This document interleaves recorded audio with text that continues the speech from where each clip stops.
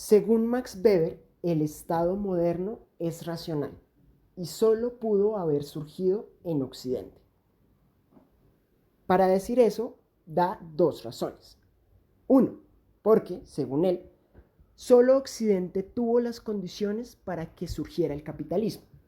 Y dos, ya más adelante ahondaré sobre ambas, porque solo en Occidente existía una tradición de derecho racional.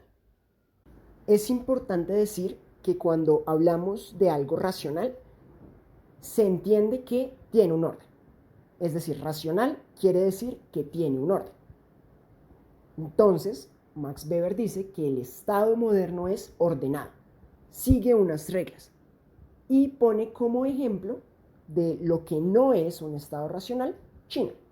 Entonces, Max Weber dice que en China, por ejemplo, hay como cierto orden, hay ciertas reglas, pero no son reglas racionales.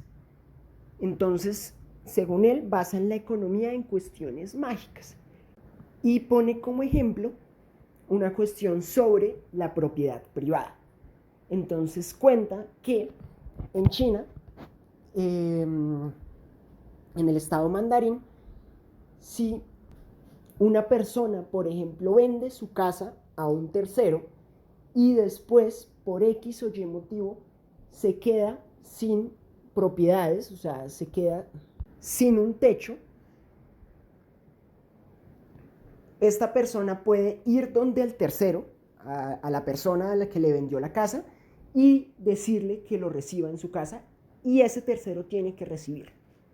Es decir, hay una cuestión de magia en la economía. Ahora, lo que yo le diría a Max Weber es que es un pinche eurocéntrico.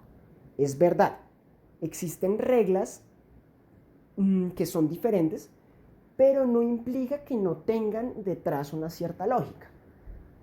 De hecho, se puede decir que China o el Estado chino fue uno de los estados más ordenados de la antigüedad. Fue un estado que fue capaz, por ejemplo, de instaurar un sistema de educación pública presente en uno y cada una de las provincias del imperio. Fue un estado que, además de eso, desde cierto periodo en adelante, empezó a elegir todos sus funcionarios a través de un sistema de exámenes nacionales.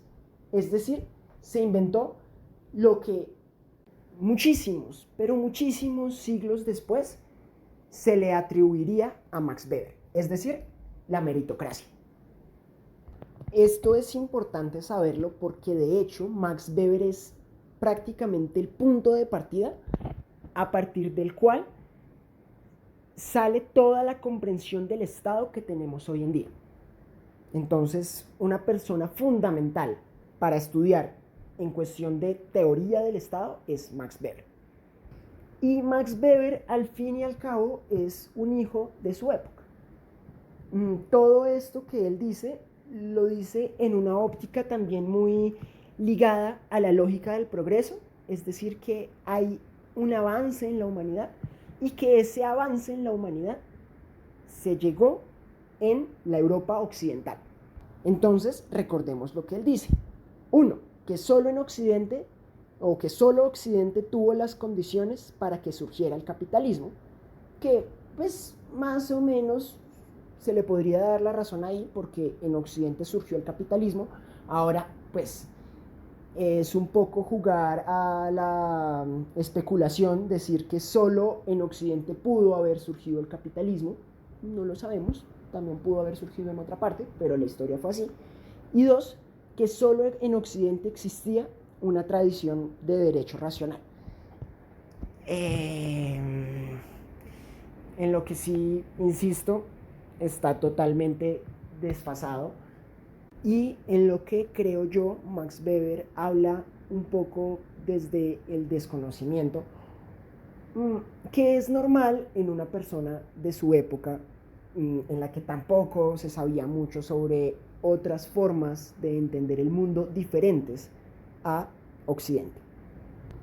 Pero pues bueno, además de eso, Max Weber dice que la legitimidad del Estado es dada por la legalidad y la racionalidad.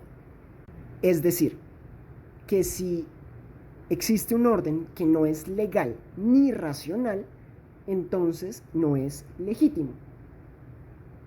Esto también, insisto, puede llegar a ser una idea peligrosa porque bajo la excusa de que los otros no son legales o no son racionales, se puede instaurar o se puede decir, no, es que yo vengo aquí a instaurar la racionalidad. Que, pues... Y bueno, Max Weber habla de el orden, como les decía, en el Estado, y para que exista un orden deben existir instituciones.